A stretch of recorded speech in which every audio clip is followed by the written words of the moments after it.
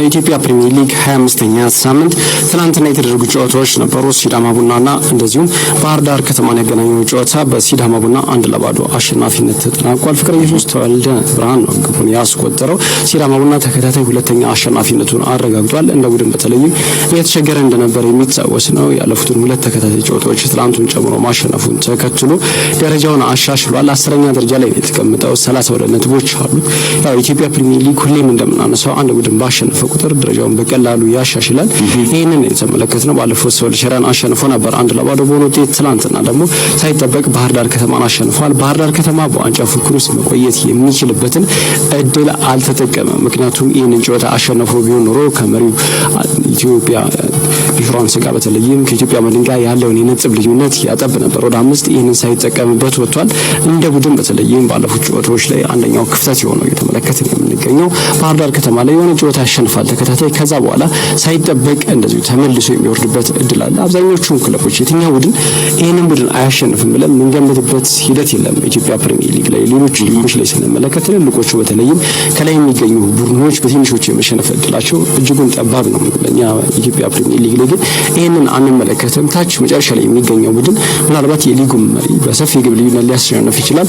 በመካከላቸው ያለው በተለይም ማርጅኑ በጣም እጅጉን ጠባብ ነው። በኢትዮጵያ ፕሪሚየር ሊግ ላይ ባህር ዳር ከተማ በአሁኑ ሰዓት 37 ነጥቦችን ይዞ ነው በሊጉ ሁለተኛ ደረጃ ላይ የተቀመጠው። ትናንትና 6ኛ ሽንፈቱ ነው በሊጉ በአጠቃላይ በተለይም ያው ከ1 እስከ 5 ያሉ ከ2 እስከ 5 ያሉ ቡድኖች አጠቃላይ 6 ጨዋታዎችን ተሸንፈዋል። ኢትዮጵያ ንግድ ባንክ፣ ኢትዮጵያ ቡና፣ ወላይታ ዲቻ እንደዚሁም ባህር ዳር ከተማና ይሄ በዋንጫ ፉክክር ውስጥ ያሉ ቡድኖች ከኢትዮጵያ መድን ላይ ካለው ኢትዮጵያ መድን አንፃር በመከላከሉም ሆነ እንደዚሁም በርከት ያሉ ጨዋታዎችን እየተሸነፉ ነው የሚገኙት። ኢትዮጵያ መድን 3 ጨዋታዎችን ብቻ ነው በሊጉ የተሸነፈው። ቅዱስ ጊዮርጊስና ኢትዮጵያ ንግድ ባንክን ያገናኘው ጨዋታ ደግሞ በኢትዮጵያ ንግድ ባንክ 1-0 አሸናፊነት ተጠናቋል። ሳይመን ፒተር ነው ብቸኛውን ግብ ያስቆጠረው። ኢትዮጵያ ንግድ ባንክ ያለፉትን ተከታታይ ጨዋታዎች ወጥቶ ነው እየዘለቀ ነው የሚገኘው። ካለፉት 3 ጨዋታዎች ሁለቱን አሸንፏል፣ በአንዱ አቻ ወጥቷል። ያው በአንድ ጨዋታ ተሸንፎ እንደነበር ይታወሳል። በኢትዮጵያ መድን 2-1 በሆነ ውጤት ሽንፈት እንደገጠመው የሚታወስ ነው። ከዛ ውጭ ግን የተሻለ ጊዜን እያሳለፈ ነው የሚገኘው። ሁለተኛው ዙር ከገባ በኋላ በርካታ ጨዋታዎችን አሸንፏል። ምናልባት ይሄን እያሳየ ያለውን ወጥ የሆነ አቋም በመጀመሪያው ዙር አሳይቶ ቢሆን ኖሮ በፕሪሚየር ሊጉ አናት ላይም የመቀመጥ እድል ይኖረው ነበር። አሁን ዋንጫው የተበላ ዕቁብ ይመስላል አሁን ባለው ደረጃ። ምክንያቱም ኢትዮጵያ መድን እያሸነፈ የሚቀጥል ከሆነ ከነሱ በላይ ከላይ ካሉት በተለይ ከሱ በታች ከሚገኙት ከባህር ዳር ከወላይታ ዲቻ እንደዚሁም ከኢትዮጵያ ቡና ጋር ያለው የነጥብ ልዩነት እጅጉን እየሰፋ ነው የሚሄደው። ነገ ጨዋታ እንዳለው ይታወቃል ከአዳማ ከተማ ጋር። ሌላኛው ሐዋሳ ከተማና ወላይታ ዲቻን ያገናኘው ጨዋታ ነበር። ይህ ጨዋታ 1-0 አሸናፊነት አጠናቋል። ሐዋሳ ከተማ አዲስ ሱሌማን ነው ያስቆጠረው። በውድድር ዓመቱ 10ኛ ግቡ ሆኖ ተመዝግቧል። ከፍተኛ ግብ አስቆጣሪነቱንም በጣምራ ነው እየመራ የሚገኘው አዲስ ሱሌማን ከአህመድ ሁሴን ጋር እኩል 10 ግቦችን አስቆጥሯል። ከዛ በኋላ አንተነህ ተፈራ 9 ግቦች አሉት። ከዛ ውጭ ጌታነህ ከበደም በተመሳሳይ መልኩ 9 ግቦችን ማስቆጠሩ የሚታወስ ነው። እንደ ቡድን አጠቃላይ በተለይም ሐዋሳ ከተማ ጥሩ በሚሆንባቸው ጨዋታዎች ላይ ግቦችን እያስቆጠረ ቡድኑንም እየተታደገ ነው የሚገኘው። ትናንትና የፍጹም ቅጣት ምትም አግኝቶ ነበር 47ኛው ደቂቃ ላይ ይህንን ግብ ከማስቆጠሩ አስቀድሞ፣ ሆኖም አልተጠቀመበትም። ሐዋሳ ከተማ ነጥቡን አጠቃላይ ከፍ አድርጓል 24 አድርሶ 15ኛ ደረጃ ላይ የተቀመጠ አሁንም የመውረድ ስጋት አለበት። በሊጉ ከታች የሚገኙት ወልዋሎ ዓዲግራት ዩኒቨርሲቲ፣ ሰወል ሽረ ናቸው። ከነሱ በኋላ 16ኛ ደረጃ ላይ አዳማ ከተማ ለሐዋሳ 15 ነጥቦች ነው ያሉት። በሊጉ ታሪካዊ ክለብ ነው። ልክ ያንን ታሪኩን የሚመጥን ግን ውጤት እያስመዘገበ አይደለም። ባለፉት ቅርብ ዓመታት ያው ከዓመት ዓመት እየተንሸራተተ ነው የሚገኘው። ከአሰልጣኙ በተዋባተ በኋላ አዲስ ካሳ ያዘው ከዛ ሙልጌታ ምረት እንዲያለ ቅብብሎሹ ስኬታማ ያልሆነ ውጤታማ ያልሆነ ቡድን ነው ማለት እንችላለን። ሐዋሳ ከተማ ይሄንን ነው እየተመለከትን የምንገኘው። ሌላኛው ዛሬ የሚደረጉ ጨዋታዎች አሉ። ኢትዮጵያ ቡና እንደዚሁ ከፋሲል ከነማ ይጫወታሉ።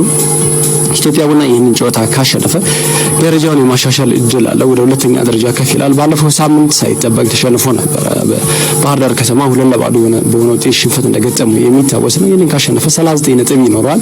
ከዛ ከኢትዮጵያ መድን ጋር ኢትዮጵያ መድን እስከሚጫወት ድረስ በመካከላቸው የሁለት ጨዋታዎች ብቻ ልዩነት ይኖራል። 6 ነጥብ ብቻ ነው የሚሆነው። ይሄ ምናልባትም ያው ነገ ከታች ካለው አዳማ ከተማ ጋር ነው ኢትዮጵያ መድን የሚጫወተው። ሆኖም እስከዛ ድረስ ግን ጫና የማሳደር እድል ይኖረዋል ኢትዮጵያ ቡና።